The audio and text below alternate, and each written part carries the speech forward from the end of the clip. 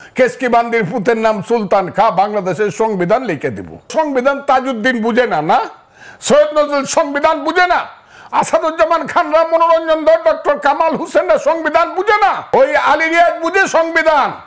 Ali Riaz doctor Kamal হোসেনের মোহরির কাজ করে দেখি তো বুঝে কিনা। ওই যে রাতের পর রাত না ঘুমাইয়া 381 ঘন্টা বিতর্ক করে 9 মাসের সংবিধান করলো, সেইটা বাংলাদেশের সংবিধান সুরে ফেলায় দিয়ে নতুন করে লিখে দিব। ইলেকশন করো, মেম্বারের ভোট পায় দেখাও যে আমি মেম্বার যে 2500 ভোট পায় মেম্বার হয় ইউনিয়ন পরিষদে, আমি সেই ভোটটা পাইছি। 5ই আগস্টের আগে আমরা মনে করছি এরা বুঝি পৃথিবীর সবাই ফিডেল কেস্টু চেক হয়ে বেড়া, আর এখন দেখা যায় আঙ্গুল ফুললে কলা গাছ, কলা গাছ ফুললে বট গাছ, বট গাছ ফুলে দুরা বট গাছ হইছে। বিএনপির নেতৃত্ব আগের রাত্রে কথা বলে মাথা উঁচু করে পরের দিন আবার যখন ইউনূস সাহেবের কাছে গিয়া দেখে যাদের মন্ত্রিত্ব চায় না তাদেরকে ইউনূস সাহেব পাশে বসায়া, সেই সজীব বুয়েদেরকে পাশে বসায়া রাখে, একজনও বলে না যে ও থাকলে আমরা থাকবো না। এইটুক থাকা দরকার। তো আমার মতো একজন অধম লোক যদি তাদের সাথে যাইতে পারতাম, আমি ইউনূস সাহেবকে বলতাম, আসসালামু আলাইকুম স্যার, আপনার পাশে যিনি বসে আছেন ওনাকে এখান থেকে বিদায় করেন, তা না হলে আমি বসবো না। তার পদ থেকে দাবিতে তো গেছেন, হ্যাঁ, মানে তার পদ থেকে দাবিতে তো ওনারা গেছেন 1903 জন। এবং এর ইতিহাস কিন্তু বিএনপি প্রথম আনছে। দেশনেত্রী বেগম খালেদা জিয়ার নেতৃত্বে এরশাদ সাহেবের আমলে আতাউর রহমান খান সাহেবকে যখন প্রধানমন্ত্রী করা হয়েছিল, বিএনপি বলে দেশনেত্রী খালেদা জিয়া বলেছিলেন আতাউর রহমান খান সাহেব এরশাদ সাহেবের পাশে বসলে আমরা আলোচনায় যাব না, এবং এরশাদ সাহেব বাধ্য হয়েছিলেন আতাউর রহমান খান সাহেবকে বাদ দিয়ে, প্রধানমন্ত্রীকে বাদ দিয়ে আলোচনা করতে। বর্তমান নেতৃত্ব কি তাহলে দুর্বল? হ্যাঁ, বর্তমান নেতৃত্ব কি তাহলে দুর্বল? তারা তো নেতৃত্ব না, একটা পর্যায়ে তারা টিম অফ লিডারশিপ। মূল নেতৃত্ব তো এখানে নেই। মূল নেতৃত্ব আজকে কথা বললেন যে কথা বাংলাদেশের মানুষ ওনার কাছ থেকে শুনতে চায়, এবং আমি জানি এই কথা সত্যে প্রমাণিত হবে, আল্লাহর রহমত। এই কথা বৃথা যাবে না। কারণ হলো এই কথা বাংলাদেশের 18 কোটি মানুষের কথা। এই কথা হলো বাংলাদেশের যে স্বাধীনতার সার্বভৌমত্বের প্রতীক সেনাবাহিনী বা প্রতিরক্ষা বাহিনী, তাদের কথা। তারাই বলেছে এই কথাটা যে ডিসেম্বরের মধ্যে ইলেকশন হবে। যখন ইউনূস সাহেবরা সবসময় বলতেছিল ডিসেম্বর থেকে জুন, একমাত্র সেনাবাহিনী প্রধান বলছে না, ডিসেম্বরের মধ্যে ইলেকশন হবে, তারপরে আমরা ব্যারাকে ফিরে যাব, এরপরে আর আমরা থাকবো না, আমরা জানুয়ারিতে শপথ গ্রহণ অনুষ্ঠান দেখতে চাই, এইটুক বলেছে। কাজেই যেখানে সার্বভৌমত্বের প্রতীক প্রতিরক্ষা বাহিনী, সেনাবাহিনী কথা বলেছে, আর বাংলাদেশের সবচেয়ে জনপ্রিয় এবং মানুষের দ্বারা সমর্থিত দল বিএনপির নেতা জনাব তারেক রহমান যখন কথাটা বলেছে, আমার ধারণা এই কথাকে মিথ্যা প্রমাণ করার মতো অবস্থা কোনোদিনই হবে না। আল্লাহর রহমতে ডিসেম্বরে, আমিও বলি ইলেকশনটা ডিসেম্বরে হবে। যদি না হয়, এই কথাটা আপনি জিজ্ঞাসা করতে, যদি না হয়, এইটা আমি জানি ইউনূস সাহেব এবং তার সরকারের অধীনে আর কোনো নির্বাচন হবে না, অথবা তাদের কোনো সরকার থাকবে না। কিন্তু এত বড় দুটি শক্তিকে অবজ্ঞা কেন করছে ডক্টর ইউনূসের সরকার? সামরিক বাহিনী এবং বিএনপি, এই বড় দুটো শক্তিকে অবজ্ঞা করছে কেন ডক্টর ইউনূসের সরকার? ক্ষমতার ময়ূর সিংহাসনে যারা বসেন এই দেশে, আমি দেখছি আর কি, তাদেরকে আরবিতে বলে সুমুন বুকমুন উমিউন ফাহিউম লায়ারজিউ। তারা চোখ থাকতে দেখে না, কান থাকতে শুনে না, মন থাকতে বুঝে না। তারা মনে করে তাদের চেয়ে ক্ষমতাবান লোক আর নাই, এবং যে ভুল তারা করছে, ভুল বললে কম বলা হয়, যে অপরাধ তারা দেশের সঙ্গে করছে। এত অনিশ্চিত দেশ, আমার ভাইয়ের বয়স আমার রাজনীতির চেয়েও কম। আমি 61 বছর যাবৎ রাজনীতি করি। আমি 1964 সন থেকে রাজনীতি করি।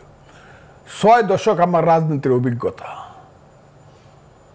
কেউ কোনোদিন দেশের এই ধরনের ক্ষতি করে, এত অনিশ্চিত দেশ থেকে আপনি রাস্তা দিয়ে হাঁটতে পারবেন না, রাত্রিবেলা ঘুমাইলে পরে আপনি ট্রাকের শব্দ শুনবেন, সেই ট্রাকের উপরে মেশিন গান। আর্মি কেন সারা রাত ঘুমাবে না? রাস্তা দিয়ে চলা যায় না। 10টার পরে 9টার পরে হইলে মা ছেলেকে খোঁজ নেয়, তুমি কোথায় আছো, তাড়াতাড়ি বাসায় আসো। এটা কি পৃথিবীর কোনো রাজধানীতে হয়? এত অনিশ্চিত কি কোনো দেশ আছে? এই দেশটা কি যুদ্ধ করে স্বাধীন করছিলাম? এই ধরনের চক্রান্তকারী সরকার কি কোনো দেশে আছে যে সরকার আমার দেশের করিডোর দিয়া দেয় আমি জানতে পারি 2 মাস বা 3 মাস পরে। 1 বছর যাবত আমার দেশের একটা দ্বীপ, আমি মনে করি এটা সবচেয়ে সুন্দর দ্বীপ, সেন্ট মার্টিন দিয়ে রাখছে একটা রাজাকারের বাচ্চা, ওই যাকে সবাই ফুলপরি কয়, এই যে মেয়েটা, আমি বলি ভদ্র মহিলা, মানুষ বলে মেয়েটা, সে বড় বড় কথা বলে।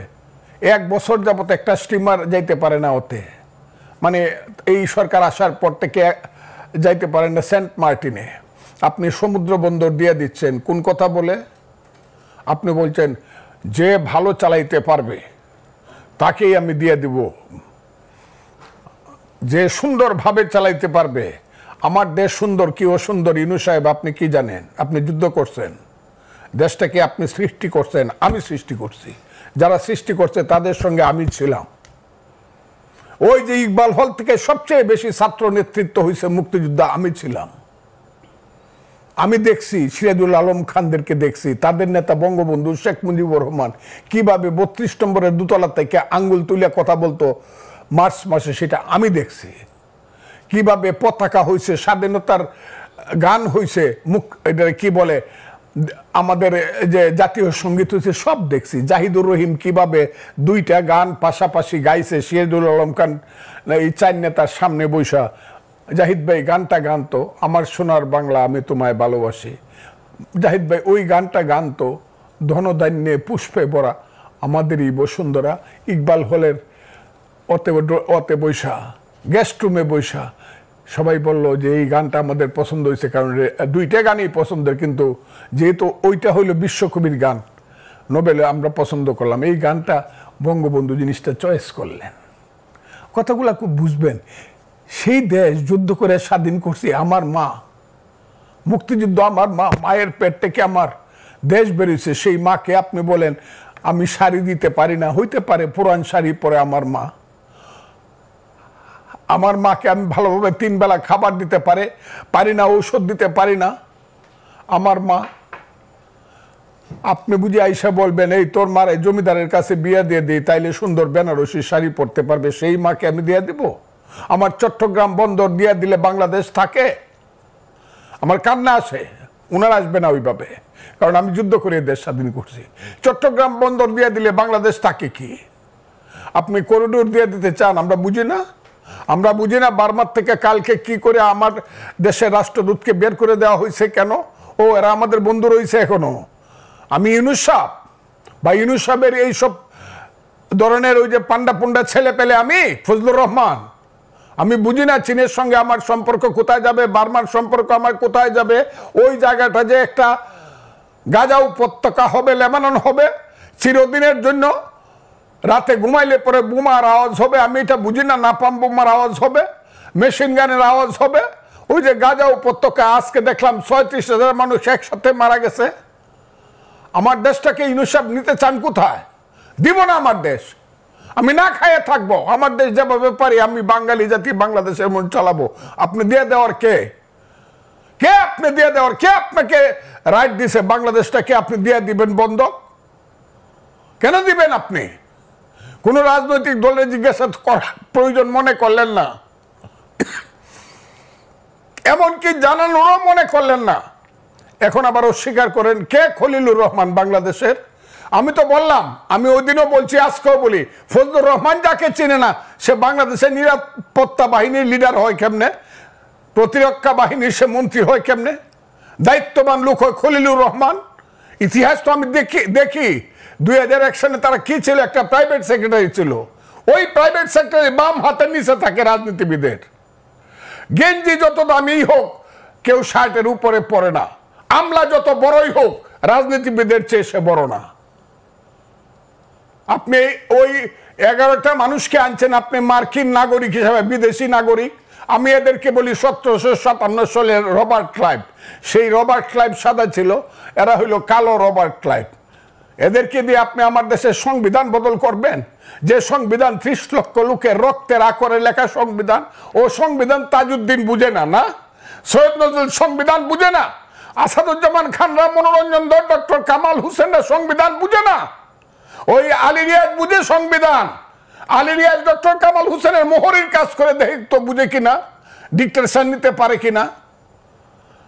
ওই যে রাতের পর রাত না ঘুমাইয়া 381 ঘন্টা বিতর্ক করে 9 মাসের সংবিধান করলো, সেইটা বাংলাদেশের সংবিধান ছুঁড়ে ফেলাই দিয়ে নতুন করে লিখে দিব, কেসকি বান্দির পুতের নাম সুলতান খা, বাংলাদেশের সংবিধান লিখে দিব। আমার তো সহ্য হয় না। এরা কারা?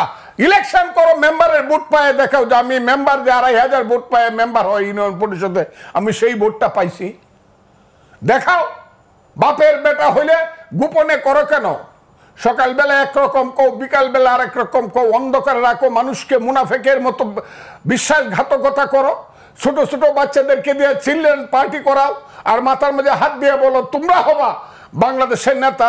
ছাত্র তরুণরা বাংলাদেশ চালাবে। সেই ছাত্র তরুণ 9-এ পড়ে, 10-এ পড়ে, মেট্রিক পাস করছে, সে যদি দেশ চালায় তাহলে তো আমি ফজলুর রহমান 70 ঊর্ধ্ব ব্যক্তি গিয়ে আমার গিয়ে ক্লাস 9-এ ভর্তি হতে হবে, ওই গোলাম মোরার ননির গিয়ে আইএ ফার্স্ট ইয়ারে ভর্তি হইতে হবে, না তো স্কুল কলেজ সব বন্ধ হয়ে যাবে। সমস্ত ছাত্ররা এখন ইউনো অফিসে গিয়া, ডিসি অফিসে গিয়া, বিভিন্ন মানে ওয়াটার বোর্ডের অফিসে গিয়ে বসে থাকে, সচিবালয়ে গিয়ে বসে থাকে, ডিসি কিভাবে পরিবর্তন করা যায়, কাম কিভাবে নেওয়া যায়, প্লট কিভাবে নেওয়া যায়। এর জন্য এই দেশটা আমরা সৃষ্টি করছিলাম। আমার দেশের সমস্ত তারুণ্য ধ্বংস হয়ে যাচ্ছে। এক একটা ছেলে 5ই আগস্টের আগে আমরা মনে করছি এরা বুঝি পৃথিবীর সবাই ফিডেল ক্যাস্ট্রো চে গুয়েভারা, আর এখন দেখা যায় আঙ্গুর ফুললে কলা গাছ, কলা গাছ ফুললে বট গাছ, বট গাছ ফুলে দুরা বট গাছ হইছে। ঘর আছে দর নাই, মানুষ আছে রাও নাই, বাড়িতে একটা ঘর নাই, দরজা নাই, সেই সব ছেলেগুলা বিমানে যায় বাড়িতে। এইগুলো আমরা দেখি, আমি দেখার দরকার নেই, মানুষ দেখে এগুলা। যাদের পিছনে এক সময় 7 লক্ষ লোক মিছিল করে আসতো, তাদের পিছনে এখন 700 লোক যায় না, 150 লোক হয় না 3 দিন মাইক পারলে পরে। তাদের সাথে আবার ইউনুস সাহেব গিয়া মিটিং করে প্রথম, এনসিপি পার্টি প্রথম, আর এদের পিছনে বিএনপি যায়। আমি তারেক রহমান সাহেবকে বলবো আপনি আমাদের নেতা, বাংলাদেশের নেতা, বিএনপিকে বলবো এনসিপি যেখানে বসবে আগে তারা রেজিস্ট্রেশন করে আসুক, তারপরে আপনারা গিয়ে বসবেন, তা না হলে বসলে পরে আমাদের অপমান হয়।